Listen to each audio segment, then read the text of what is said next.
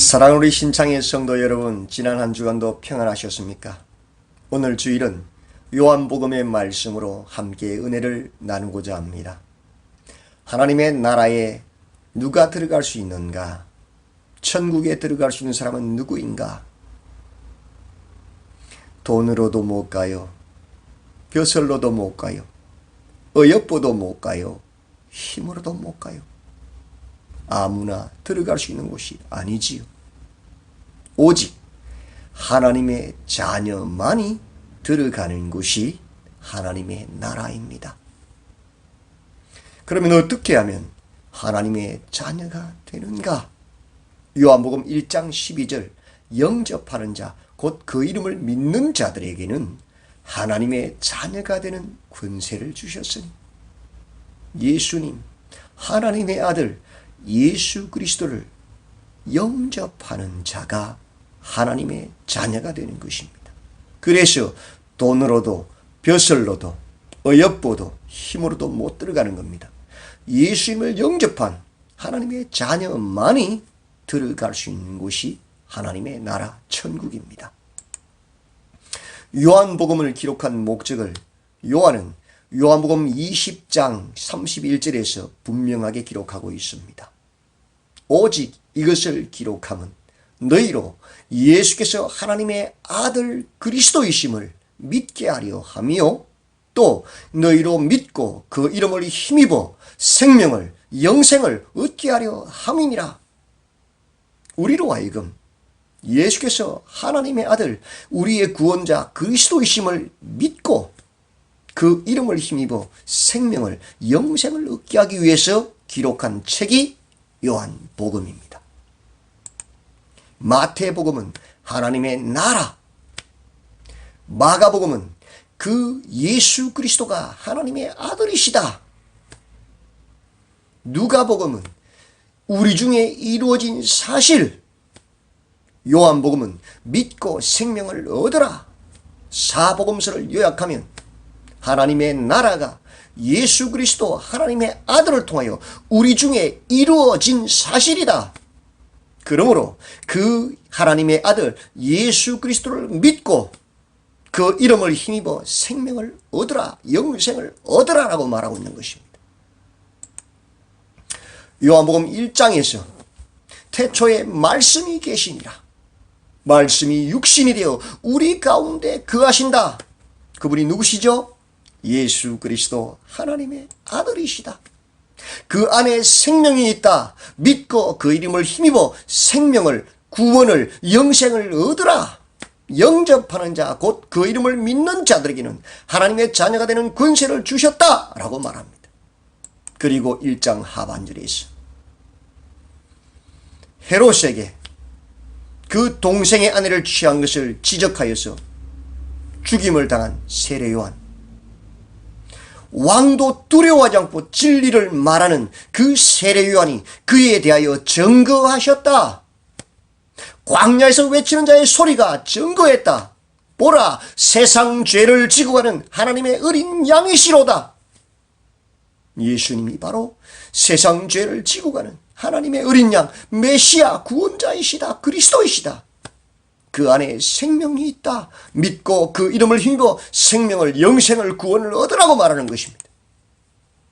그리고 2장부터 18장에 이르는 그의 표적과 기사들이 그를 증거한다. 그의 가르침은 세상과 다르다. 대제사장들이나 바리새인들, 서기관들과 다르다. 그 안에 생명이 있다. 그 말씀, 이 복음을 믿고 그 이름을 힘입어 생명을 얻으라고 말하고 있는 것입니다. 2장에서 가나의 혼인잔치, 물이 변하여 포도주가 되게 한 사건, 텅 빈 돌 항아리 6에 물을 아구까지 가득 채워서 향기나는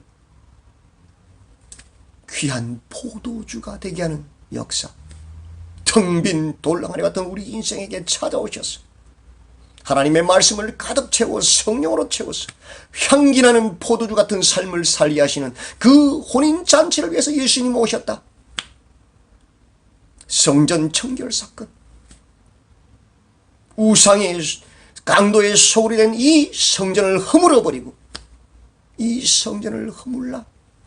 내가 사흘 만에 다시 지을 것이다. 세울 것이다. 성령의 전 예수님을 모신 새 성전, 영원한 성전을 세우러 오셨다. 새 시대를 열려고 오셨다. 4장에서 사마리아의 여인의 우물 사건, 아무리 퍼도 목마른 그 시대가 아니라 영원히 그 배에서 생수가 솟아나는 새 시대에 그 생명의 물을 주시기 위해서 예수님이 오셨다. 왕의 신하의 아들의 사건, 상처를 만지고 치료하는 것이 아니라 믿음으로 구원하는 시대가 열렸다. 38년 된 병자를 5장에서 고치십니다. 물이 동하기를 기다리는 그 천사보다 더 뛰어나신 하나님의 아들 예수 그리스도, 일어나 내 자리를 들고 걸어가라 말씀으로 고치는 예수님, 그분이 바로 메시아 아니십니까? 6장에서 오병이의 사건을 통하여 광야에서 만나와 메추라기를 내시던 그 하늘의 양식을 주신 분이 누구냐? 바로 이 예수 그리스도시다 나타내고 계시지 않습니까? 9장에서 날 때부터 소경된 자의 눈을 뜨게 하시는 예수님, 창세 이후로 소경의 눈을 뜨게 한 자를 보지 못하였다. 바로 소경의 눈을 뜨게 하는 그 표적은 메시아의 증거이기 때문이지요. 예수님이 바로 그 메시아 구원자시다. 11장에서 죽어 나흘이 되어 썩은 냄새나는 나사로에게 명령하십니다. 나사로야 일어나라. 나사로가 무덤을 열고 일어나 걸어 나오지 않습니까? 사망의 권세를 무너뜨리시고 생명을 주시는 분이 누구십니까? 바로 예수 그리스도, 하나님의 아들 메시아, 우리의 그리스도 아니십니까? 바로 부활의 주요 생명의 주이신 예수 그리스도 아니십니까? 뿐만 아닙니다. 식민지의 총독, 이방인인 본디오 빌라도조차도 예수 그리스도를 증거합니다. 나는 그에게서 아무런 죄도 찾지 못하였노라. 그는 나사렛 예수 유대인의 왕이다. 그분이 바로 메시아라고, 죄가 없으신 우리의 구원자라고 말씀하고 있지 않습니까? 그의 죽음, 그의 십자가는 기록된 예언의 성취 다 이루신 것입니다. 그분이 바로 예수 그리스도, 하나님의 아들, 우리의 구원자이신 것입니다. 그 안에 그 십자가에 생명이 있다. 그를 믿고 그 이름을 힘입어 생명을, 영생을, 구원을 얻으라고 말씀하고 있는 것입니다. 그 무엇보다 가장 확실한 증거는 바로 빈 무덤 예수님의 부활입니다.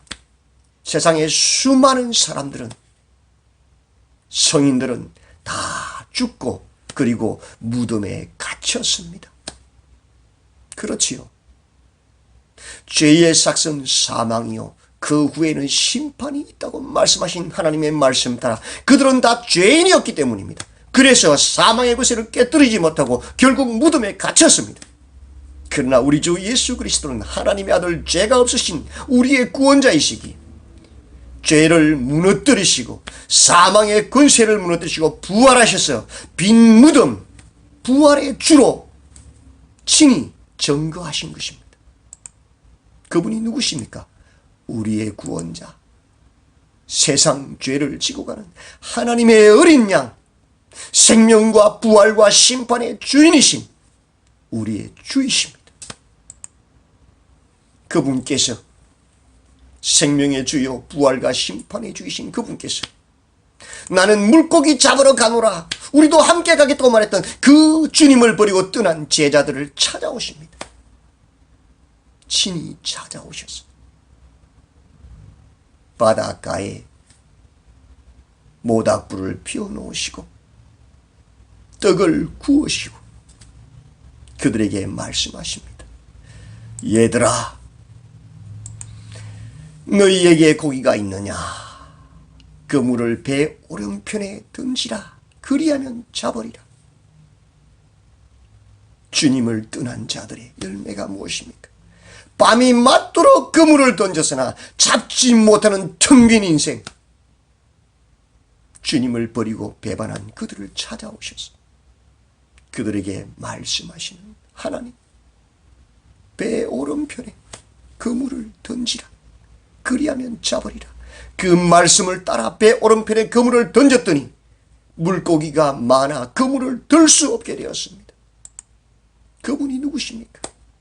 주여 구원의 생명의 주이신 예수 그리스도이십니다. 베드로가 그때서 주님을 깨닫고 주님이시라 달려 나온 그들에게 주님이 물으시는 말씀이 무엇입니까?